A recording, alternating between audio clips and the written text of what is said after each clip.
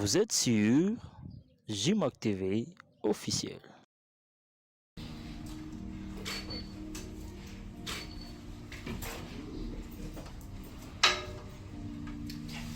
Merci beaucoup.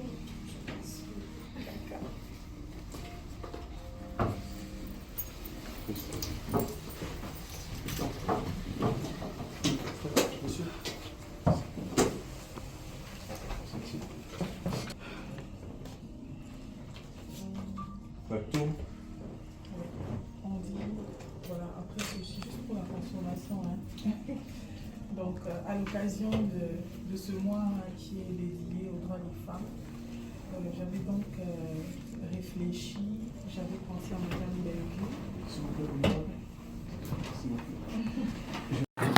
Merci. Alors, je disais, pendant ce mois qui est dédié à la femme, il y a plusieurs activités qui sont organisées et moi, avec mon organisation, nous nous occupons essentiellement des questions des violences sexuelles et nous accompagnons beaucoup des victimes. Et j'ai vu ce que Madame Bellevue faisait aussi dans son groupe pour promouvoir les droits des femmes.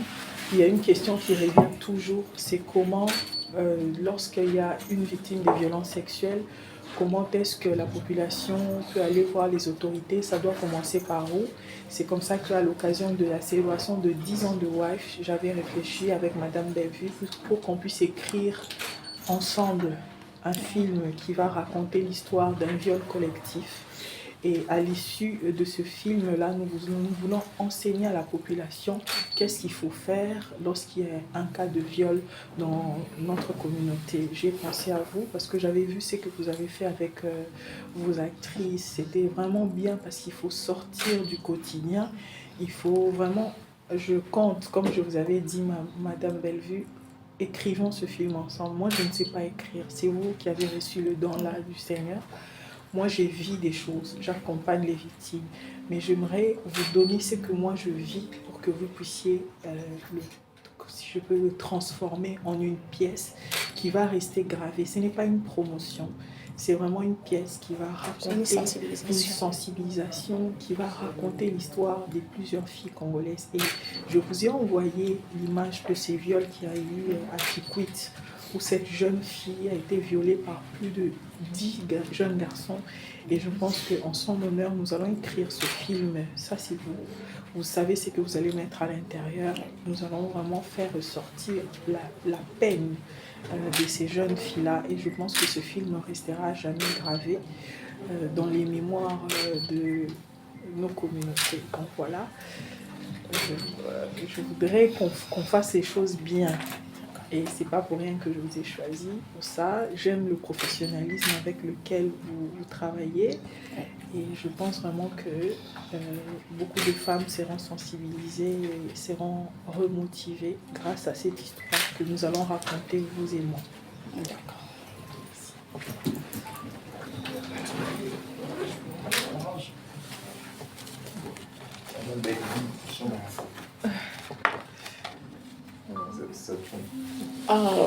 Bonjour encore. Je me présente. Je suis Madame Kikusa Belinda, actrice de la République démocratique du Congo. Je suis la directrice de la maison de production Bellard. Comme Honorable vient de dire tout à l'heure, j'ai été contactée par Madame Honorable pour un projet qui sera mis en place très bientôt là pour la sensibilisation. Ça sera un court-métrage. Alors, tellement que ça nous concerne tous et surtout que c'est la violence qui est basée sur le genre. En tout cas, on doit mettre nos organes dedans là pour travailler là-dessus. Je dis merci, Madame l'Honorable, de m'avoir fait confiance. Je suis là pour ça. Merci beaucoup. On a des signes à faire. Yesu azali lisungi na ngai, lisungi oyo ezangaka te na ntango ya pasi. Nazalaki mpate oyo abungaki nzela, kasi otikaki lola oye okiti okufi kaka mpona kolakisa ngai nzela. toi le bon berger. David Alobi. Merci, l'équipe est au complet. Voilà, donc moi je suis, comme j'ai deux activités au même moment, donc il y a une équipe qui est là-bas dans la salle, là vous avez mon assistant Papa Doudou et il y a aussi Papa Oxy qui est mon assistant.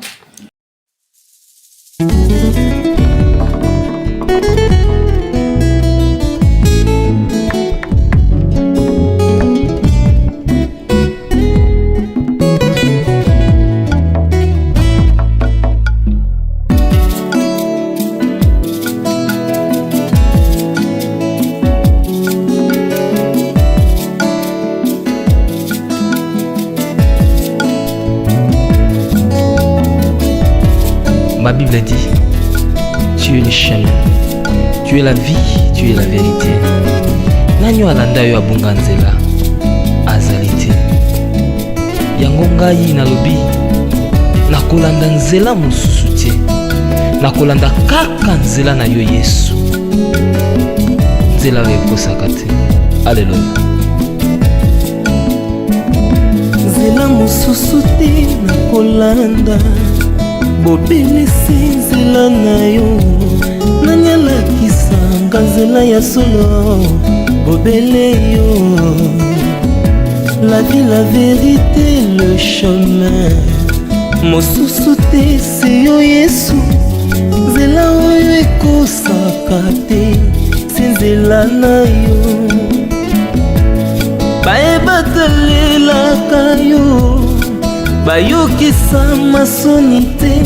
Papa ya borphelin bana bitike, mosungi ya baveuve. Mobikisi oyo asikola ngai liboso ya banguna nanga, alongolanga na maboko ya bayini banga.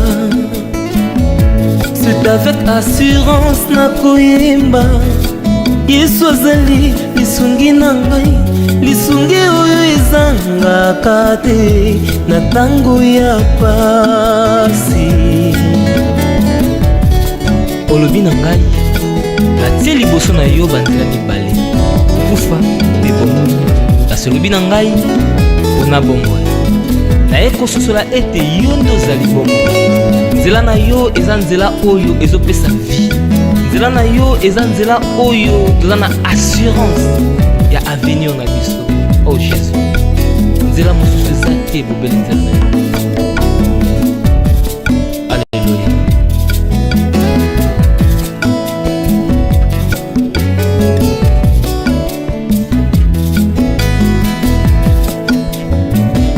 Nzela mosusu te nakolanda, bobelisi nzela na yo. Nani alakisanga nzela ya solo, bobele yo.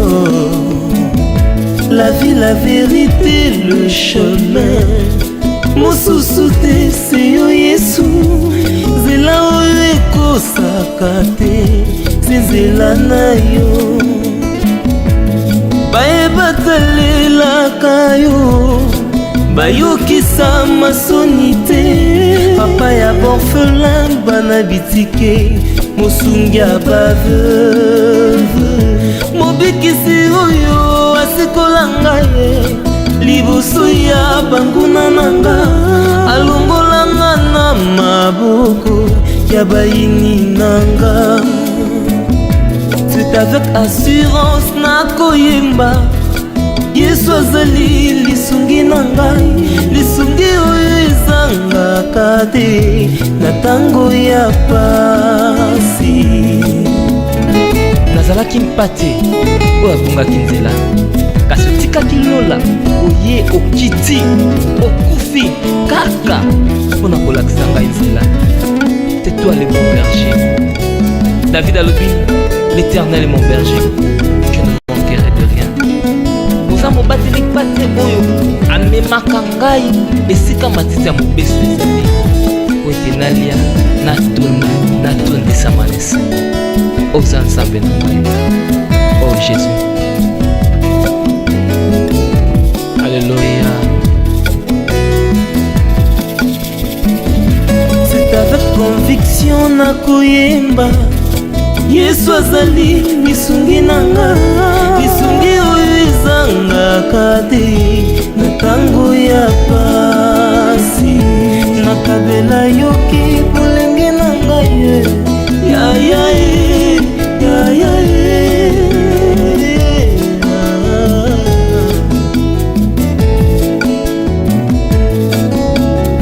nakabela yoki bolenge na ngai, sala na ngai nyonso olingi, kasi na suka nayebi te naza molungi. Alleluya.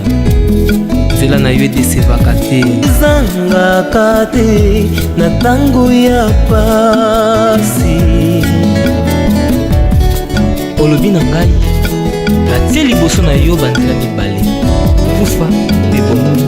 Kasi olobi na ngai mpona bomoi, naye kososola ete yo nde ozali bomoi. Nzela na yo eza nzela oyo ezopesa vie. Nzela na yo eza nzela oyo toza na assurance ya avenir na biso. Oh Jésus, nzela mosusu eza te bobeli nzela na yo. Alleluya.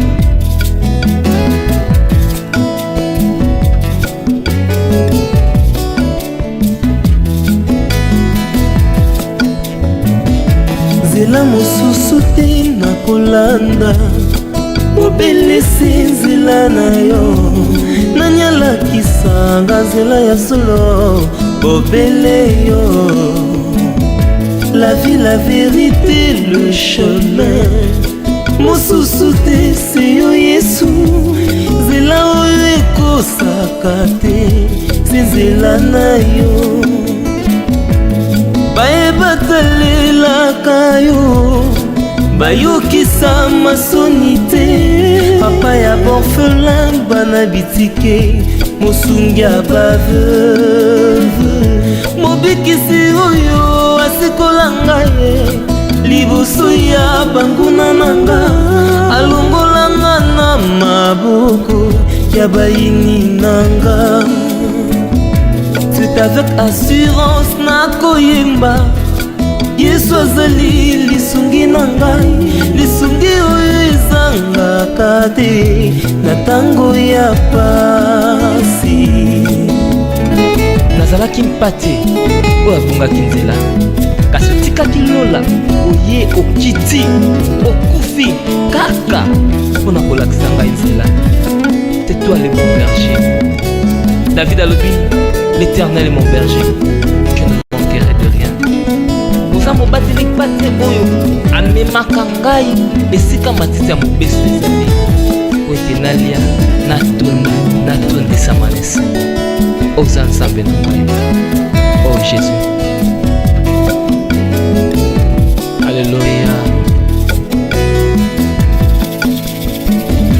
C'est avec conviction nakoyemba, Yesu azali lisungi nanga, lisungi oyo ezangaka te na ntango ya pasi. Nakabela yoki bolenge na. Vous êtes sur JMAC TV officiel.